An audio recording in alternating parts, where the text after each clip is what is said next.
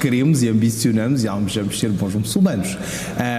O profeta Muhammad ajudou-nos a compreender aquilo que era um bom muçulmano e as diversas revelações que existem no Alcorão e nas fontes de direito islâmico, dizendo que, para já, o profeta dizia que um bom muçulmano é aquele que trata melhor as mulheres. Portanto, é um pormenor simpático numa era em que nós estamos e que, de facto, hoje assumimos cada vez mais que o mundo é das mulheres. Mas deixe-me dizer-lhe que, para mim, ser um bom muçulmano é essencialmente ser uma pessoa coerente, uma pessoa consciente, aquele que acredita em Deus e que trava batalhas por boas causas. Atenção, Paulo, que travar batalhas, do meu ponto de vista, e posso estar enganado, eu reparo que eu nasci em Portugal e felizmente nunca me envolvi em nenhuma guerra, apenas em algumas disputas na escola quando era criança, que acho que todos nós, isso até é saudável sob esse ponto de vista. Mas, para mim, travar batalhas e guerras não é fazer o uso da espada. E, portanto, daí quando eu me apresento como jihadista, que é uma brincadeira, não é? É um assunto sério, não se pode brincar, mas eu acho que o sentido do humor e brincar com coisas que tendencialmente têm um estigma perante o Ocidente, e a palavra jihad inevitavelmente o tem, é uma boa forma de nós, afinal de contas, demonstrarmos às pessoas que um jihadista e a jihad não mais é do que uma batalha que nós fazemos todos os dias. O Paulo, quando se levanta todos os dias para fazer as suas entrevistas, um estudante que vai para a universidade na perspectiva de procurar o conhecimento, o ilm, que é indispensável a qualquer religião e designadamente ao Islão, para quê? Para ser melhor na sua profissão, para ser melhor todos os dias, para satisfazer os seus pacientes. No fundo é isto que todos nós queremos, numa mescla de uma certa humanidade, digamos assim, a que todos nós não somos indiferentes. Muito bem, já iremos voltar a este tema, mas há uma questão que eu penso que poderá ser importante e podemos pegá-la já aqui. Como então explicar, de alguma maneira, até a propósito do tema jihadista, a intolerância entre religiões? Olha, as religiões, há uns dias atrás eu falava com um senhor que era um agente imobiliário, portanto não era um entendido na matéria, e eu gosto muito de falar com pessoas da sociedade civil. Eu acho que é aí que assenta aquilo que é a percepção, os estigmas, os estereótipos da nossa sociedade, porque, repara, os dirigentes religiosos, o imã da Mesquita Central, o seu cardeal patriarca, todos os dirigentes não são só entendidos da matéria, como é difícil ouvirmos expressões da boca deles de que realmente sejam geradoras de polémica, não é? E, portanto, falava com um senhor que me dizia o seguinte: as religiões, olha, eu não acredito em religiões e não acredito em Deus porque as religiões são responsáveis das grandes guerras. E eu acrescentava algo, eu dizia, meu caro amigo, não são só as religiões, futebol e política são temas difíceis. E, portanto, nós primeiro temos de assumir isso, temos de assumir que as religiões estão de tal forma intrinsecamente ligadas àquilo que nós somos enquanto seres humanos e à criação da história da humanidade, que elas são realmente muito importantes. E porquê que são importantes, Paulo?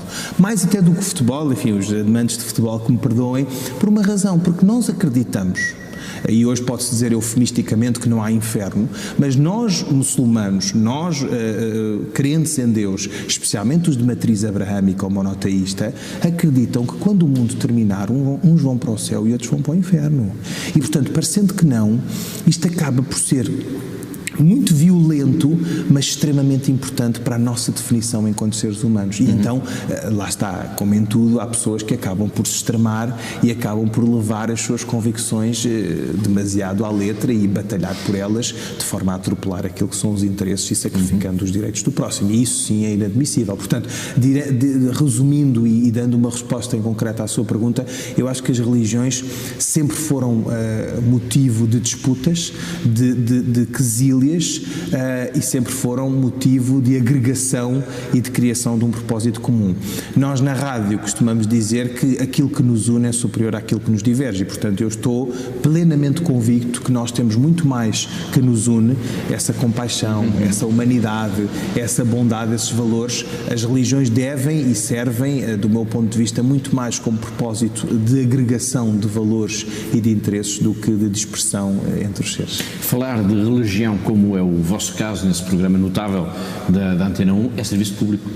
Eu diria que sim, repare, existe já um serviço público que é feito, que é a fé dos homens, não é? E que cumpre, digamos assim, com as disposições legais de cada uma das fés e das comunidades presentes em Portugal. Felizmente nós temos um bom clima do exercício da liberdade religiosa em Portugal e, portanto, cumpre esse propósito.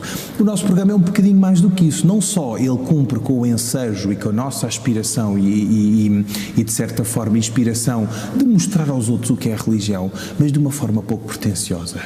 Porque, repare, todos nós estamos despidos, se quiser, dos nossos papéis institucionais, das nossas vestes institucionais, para falarmos como o católico Pedro Gil, o Khalid ou o Isaac, portanto, muçulmanos e judeus comuns, digamos assim. E isso parecendo que não é importante, independentemente da esfera de influência, da relação que nós temos com as nossas comunidades. O nosso objetivo naquele programa é que as pessoas percebam qual é a rotina do muçulmano.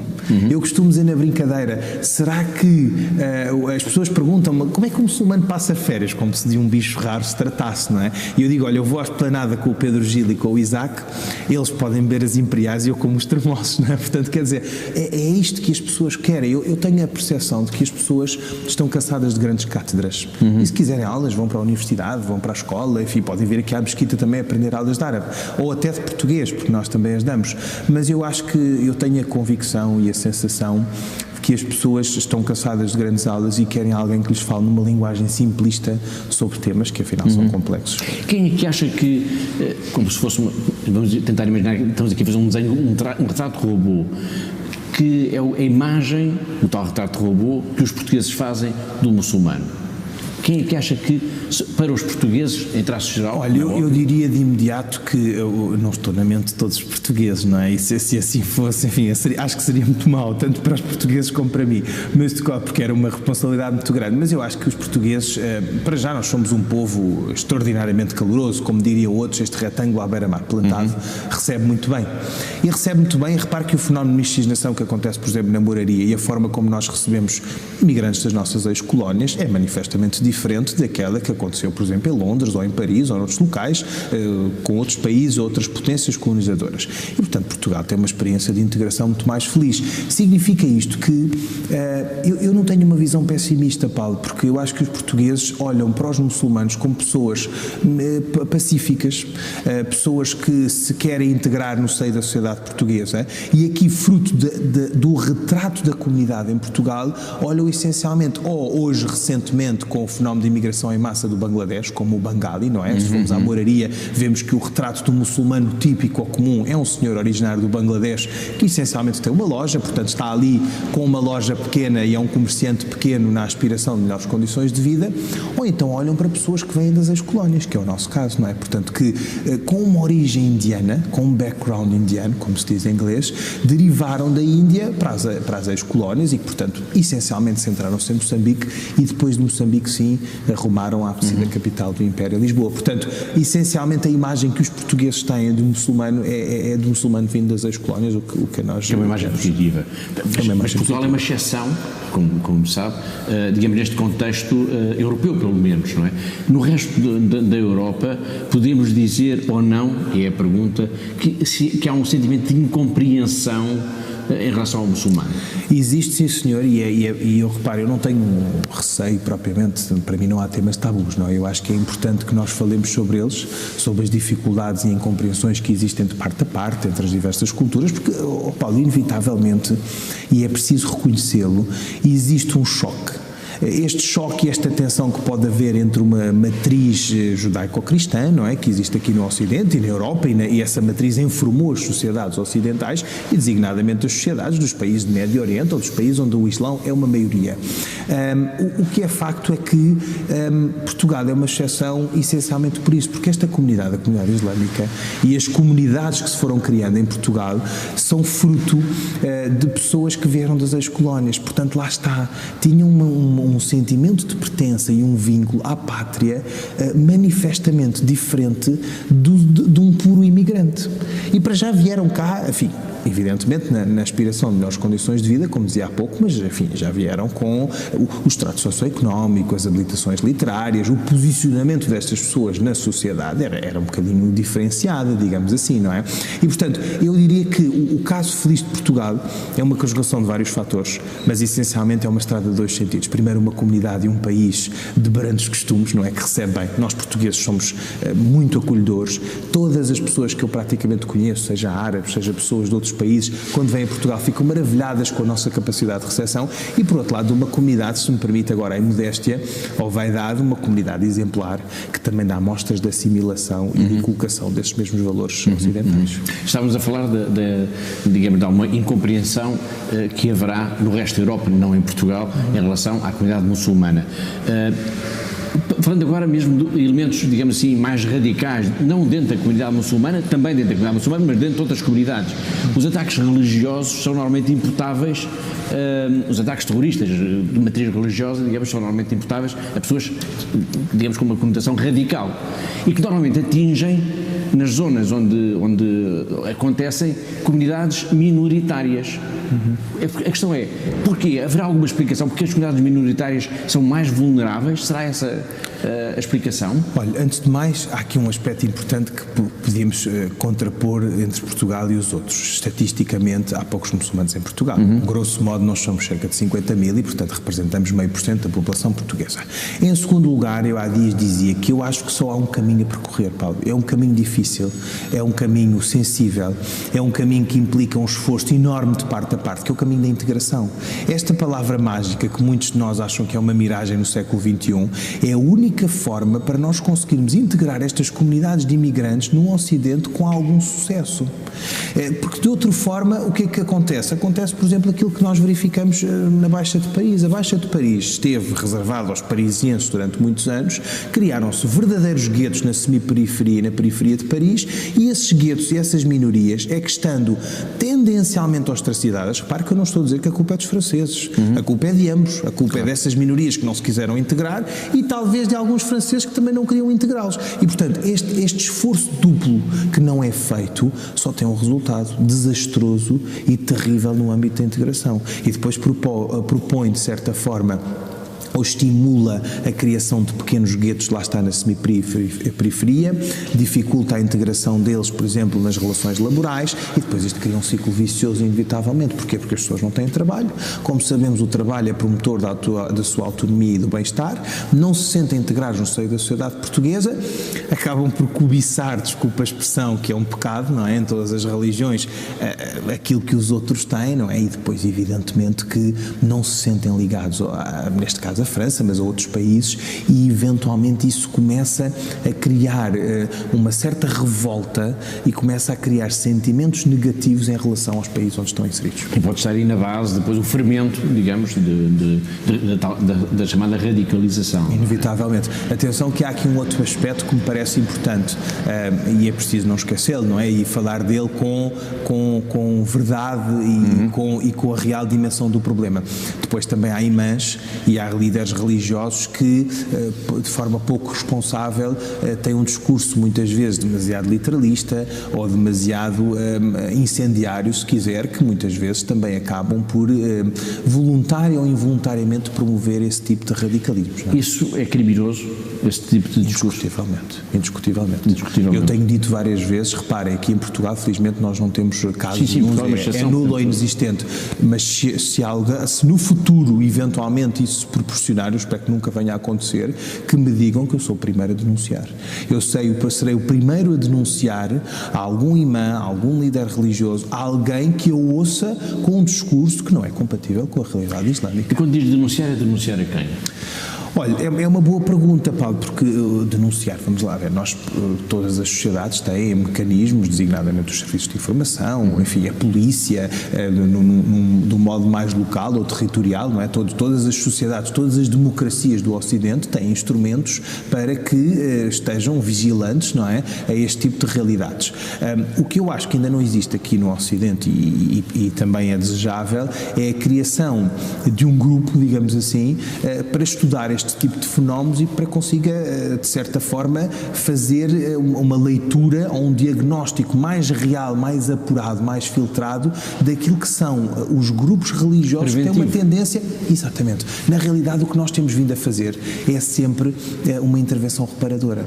Ou seja, acontece um atentado terrorista, vemos a maior parte dos especialistas, todos os peritos, a nós próprios, a comunidade é solicitada para estar na televisão, nos mídias. Para comentar, para tentar explicar. Mas repare, isto mas não já é basta. tarde.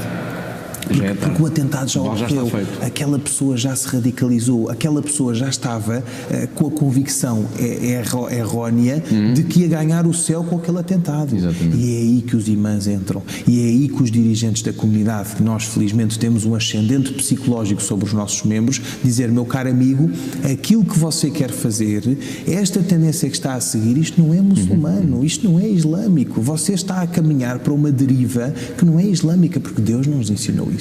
O profeta Muhammad foi vítima, como Jesus, de variadíssimos ataques, de bárbaros ataques no tempo em que existia uma senda expansionista do Islão, e não foi assim que ele nos ensinou, não é? Quer dizer, evidentemente que ele travou algumas batalhas, mas batalhas justas, batalhas em nome de uma causa justa, mas não desta forma bárbara e terrorista, e matando inocentes e sacrificando vidas humanas, que afinal tem um valor indispensável.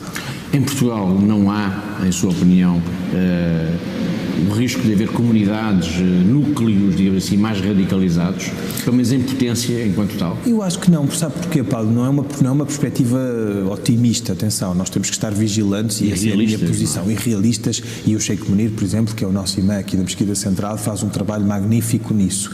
Há aqui dois aspectos que para nós são muito importantes. Primeiro, estar vigilantes. Portanto, qualquer situação que nos mereça alguma desconfiança, digamos assim, nós sinalizamos-la de imediato.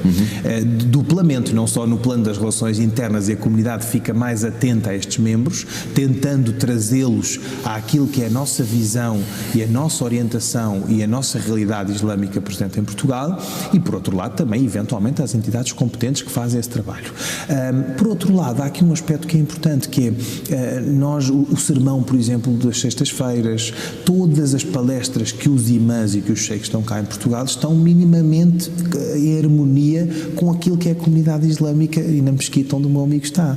E isso, parecendo que não, acaba por ser uma mais-valia. Pese embora possa não existir uma autoridade central, formal, de onde emanem todos os conteúdos, na realidade todos eles vão beber inspiração ao Sheikh Munir, que acaba por ser o imã da Mesquita Central de Lisboa, que é a maior mesquita presente em Portugal. E em relação às outras mesquitas, às outras comunidades muçulmanas existentes em Portugal, está com, digamos, tem a mesma, diz a mesma coisa, ou seja, tem a certeza de alguma forma de que essa ameaça de algum radicalismo não existe? Não, era isso que lhe estava a dizer. Todos os imãs das mesquitas mais pequenas, e repare, são mesquitas como eu costumo dizer, vão beber inspiração ao Sheikh. São mesquitas como eu costumo dizer, e espero não ser ofensivo, mesquitas de vão de escada, não é? Como também havia, se calhar num país de maioria islâmica, há igrejas ou paróquias de vão de escada. São mesquitas ou locais de culto muito pequenos, que não são vistos como mesquita. Repara, às vezes é uma garagem, é uma arrecadação, são estruturas e organizações muito incipientes que simplesmente cumprem um propósito, que é o propósito de agregar e de reunir fés, neste caso da fé islâmica, não é? E, portanto, nós estamos preocupados e nós estamos sempre atentos para que, eventualmente, os poucos que existem nessas comunidades, além distritos ou além cidades aqui em Portugal, não é? Não se radicalizem, portanto, sigam uma linha que é a linha que a comunidade quer seguir aqui em Portugal. O último relatório sobre a liberdade religiosa no mundo, que é um documento produzido de 2 em 2 anos pela Fundação AIS, e que aborda todas as questões da liberdade religiosa no mundo, aponta, uma das suas múltiplas conclusões, digamos, aponta para um aumento do extremismo islâmico como uma das maiores ameaças à paz no mundo, uma ameaça que se faz sentir muito claramente sobre as comunidades cristãs e também, digamos, com novos cenários. Estamos a falar no Médio Oriente, falamos sempre no Médio Oriente, mas também cada vez mais há mais países, por exemplo, em África, onde esse extremismo islâmico se faz sentir. E ainda agora recentemente houve alguns ataques, alguns atentados a comunidades cristãs, mas também na Ásia. Sente-se preocupado, digamos, com esta constatação? Estamos a falar de dados estatísticos, de factos. Evidentemente. Eu vejo todos, a cada 2 anos, o relatório da Fundação AIS e, de facto, eu diria mesmo, isto não é elogioso por estar a ser entrevistado por si, Paulo, mas eu diria mesmo que é provavelmente o único instrumento. Existem nos Estados Unidos o Pew Research Center, outras organizações que fazem trabalho semelhante, mas com a amplitude, digamos assim, da Fundação AIS nos países onde está representado, eu diria provavelmente que é o melhor instrumento de que nós podemos socorrer para perceber como é que é a realidade religiosa além fronteiras. E, portanto, nesse aspecto, leio com atenção o calhamaço, desculpa a expressão, o livro gordo que a Fundação AIS, com que a Fundação AIS nos presenteia a cada 2 anos. E olho para ele com muita preocupação, porque, especialmente nos países do Médio Oriente, nós assistimos a uma clara violação da liberdade religiosa, que é inequívoca, que é inegável, que deve merecer cada vez mais a nossa preocupação e que deve ter uma intervenção no terreno de todas as entidades envolvidas. Agora, para fazer um retrato, é preciso olhar aqui para 2 ou 3 realidades. Em primeiro lugar, nós estamos numa era, e isto não significa desculpar as violações da liberdade religiosa, mas nós estamos numa era em que a intolerância é cada vez maior e mais crescente. E isso explica... O mundo está a ficar extremado, não é? O mundo está a ficar extremado. E repare, e às vezes nós achamos, no passado, se calhar há 10, 15 anos atrás, isto tinha uma lógica dualista. Se calhar eram os Estados Unidos como grande potência contra os outros países. Hoje já não é isso que se verifica, Paulo. Hoje é uma lógica multilateralista. Portanto, o mundo já não é branco ou preto. O mundo tem diversas cores. E, portanto, tem diversas potências, tem diversos interesses e, portanto, as pessoas, cada uma, entre aspas, compra as ideias que quer. Isto é perigoso porque nós estamos no âmbito de uma sociedade de informação, em que a informação está ao nosso dispor, está à mercê, se ela é fidedigna ou não é outra história. Portanto, esse é o primeiro dado que eu diria que é importante para analisar a situação a nível mundial. Em segundo lugar, e aí sim já falo enquanto crente, não tentando defender as comunidades religiosas ou as religiões em si, mas eu costumo dizer muitas vezes que hoje há um sentimento que depois leva ao ódio religioso, mas que começa por ser uma aversão às religiões. Uns chamam-lhe secularismo militante, é um palavrão que é interessante também de analisar e de perceber o que é que isto quer dizer. Repare que a Europa está, especialmente a Europa, mas outros países também do mundo, mergulhou numa profunda crise identitária de valores. E essa crise identitária de valores deve-se essencialmente à ausência de uma matriz religiosa, de uma matriz cristã que até então tinha. Repare-se que, por exemplo, mesmo os Estados Unidos, que é um país que nós conhecemos de grandes contrastes, é um país profundamente cristão. Profundamente protestante, não é? Mas quer dizer, não deixa de ser cristão. E, portanto, embora a Constituição, e ninguém dirá, enfim, isso emana das próprias raízes do cristianismo, ninguém dirá que deve haver uma coincidência entre Estado e religião. Isso já existiu no passado e nós vimos o efeito dramático que teve, não é? Portanto, o próprio Evangelho, como sabe, não vou ensinar o Pai Nosso ao vigário, diz-nos que, de facto, a César o que é de César. Portanto, essa separação entre o Estado e a religião, eu acho que é essencial. Agora, dizia eu, em relação ao clima da aversão religiosa, eu acho que a ausência de uma matriz e de uma essência religiosa de onde emanem os valores, que depois são valores laicos e seculares. Nós não podemos dizer que a bondade é exclusiva dos homens de fé, não é? Porque se há ateus e pessoas que não têm qualquer religião, mas que são bondosas, isto destrói por completo a nossa teoria. Agora, é importante ser dito, e eu acho que é inequívoco, que as histórias que as religiões, marcaram a história da humanidade e mais, que os valores religiosos, ou que emanaram das próprias religiões, foram provavelmente, a religião foi o primeiro quadro, digamos assim, a invocar e a inspirar as pessoas para praticar a bondade. E, portanto, com uma ausência de religião... Há um espaço que é ocupado por quem mal utiliza a religião enquanto tal. Repare que o que eu estou a constatar é que a religião desapareceu da cena pública, desapareceu da discussão pública, desapareceu das aspirações dos jovens da nossa sociedade. Agora, importante será perceber, e aí eu não sou responsável nem competente para tal, o que é que ocupa este vazio. Este vazio identitário é, do meu ponto de vista, a base e o essencial para perceber que depois há outras coisas que ocupam esse lugar e que fazem com que os jovens sejam cada vez mais extremados e que pratiquem, enfim, atentados bárbaros, claro, e que não tenham horizontes, essencialmente. Muito bem. Quando al-Baghdadi... para os nossos ouvintes, os nossos telespectadores, só para situar, portanto, foi o responsável, digamos assim, pela criação do autoproclamado Estado Islâmico, proclamou o califado. O que é que pensou? Como é que reagiu a essa o que é que eu pensei ou o que é que o al-Baghdadi terá pensado? Não, o que é que pensou? Olha, o primeiro pensamento que me surgiu foi: valha-me Deus, que Deus nos ajude, porque, como sabe, o Islão tem sido Sentiu que estava ali algo de muito perigoso a nascer? Senti que estava algo muito perigoso a nascer, senti que mais uma vez, e de acordo que infelizmente com a tendência recente, alguém se ia tentar aproveitar do nome da minha religião para praticar atentados bárbaros. E aí eu tenho não é uma solução, mas é um remédio que não é 100% eficaz, mas que de certa forma tenta menorizar este impacto desfavorável que atentados como perpetrados pelo autoproclamado Estado Islâmico têm no seio da sociedade portuguesa e na percepção que as sociedades além fronteiras têm do Islão. Em primeiro lugar, o justo não pode pagar pelo pecador. E como é que isto se faz, Paulo?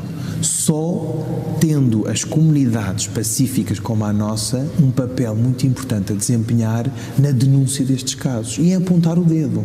Repare que não é fácil, porque é preciso uma grande coragem. Nós não ouvimos muitas vezes, e esta é a grande queixa das pessoas, porque é que as comunidades islâmicas, muitas delas ficam em silêncio e não apontam o dedo aos prevaricadores? Esse é o primeiro passo, não é? Nós temos de apontar o dedo aos prevaricadores para limpar o bom nome da classe, digamos assim. Agora, há aqui um aspecto que é importante. Nós também temos medo, Paulo. Eu sou um ocidental, eu nasci e cresci em Portugal, sou um europeu.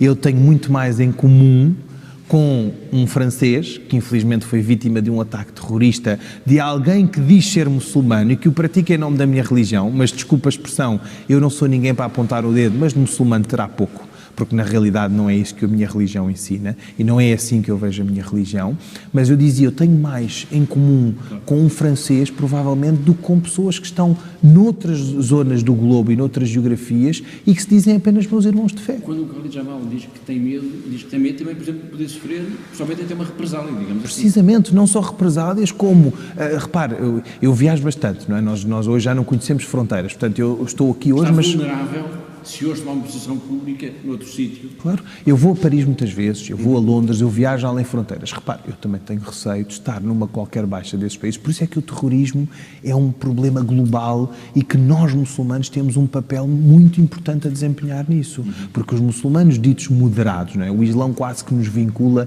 e nos obriga a essa moderação. Portanto, o verdadeiro Islão tem de fazer aqui um papel difícil, que é, por um lado, apontar o dedo, por um lado, condenar inequivocamente, inegavelmente, mas educar também. Essencialmente, eu acho que o caminho e a solução passa por ter um discurso pedagógico, não um discurso de ostracizar nem de separar ninguém, não um discurso de criar facções e de, essencialmente, mostrar às pessoas o que é a verdadeira visão do Islão e do muçulmano moderado, não é? E que as religiões não devem ser instrumentalizadas e usadas em prol ou em favor de coisas tão negativas, não é? Podemos dizer que a paz é um longo caminho. É um longo caminho. Repare que eu só para terminar dizia que nós anunciamos-la toda a hora. É fácil usar esse nome, não é? Os muçulmanos cumprimentam-se com assalamu alaikum, portanto significa que a paz de Deus esteja contigo. Aliás, a própria palavra Islã, que significa literalmente submissão voluntária à vontade divina, deriva do radical salam, que significa paz. E portanto, eu fico muito triste, fico magoado e até eventualmente revoltado por achar que as pessoas olham para o Islão com uma visão completamente diferente daquela que é a versão verdadeira do Islão e eu tenho dificuldade, confesso, Paulo, em compreender como é que uma religião que tem no seu nome a palavra paz possa pregar valores de guerra. Nós estamos mesmo no fim, estamos na Mesquita Central de Lisboa e a presidência de Marcelo Rebelo de Sousa começou praticamente aqui ao lado com uma cerimónia interreligiosa. Começou bem? Começou bem, o nosso Presidente da República é conhecido por todos, é uma pessoa extraordinária, tem ótimas relações com a comunidade e fez questão de nos brindar, digamos assim, não só a nós, mas a todas as outras comunidades religiosas, no âmbito da tomada de posse, com uma cerimónia interreligiosa que foi feita aqui na Mesquita Central de Lisboa. Lisboa. Isso orgulhou-nos e envaideceu-nos bastante. Portugal tem um clima extraordinário de liberdade religiosa, portanto, repare, nós nesta mesquita costumamos dizer, e os dirigentes da comunidade defendem, que esta mesquita deve ser uma casa aberta a todos, porque é a única forma de as pessoas desmistificarem ideias em relação ao Islão. Eu posso lhe dizer, inclusive, é que muitas vezes estamos aqui em reuniões na comunidade e estamos à porta e as pessoas olham para o edificado da Mesquita Central com alguma apreensão, não é? Porque é diferente, tem um estilo mais arabista e às vezes olham com um certo receio. E quando nós, dirigentes, os convidamos a vir cá e dizemos, olha, não quero entrar, não quero conhecer a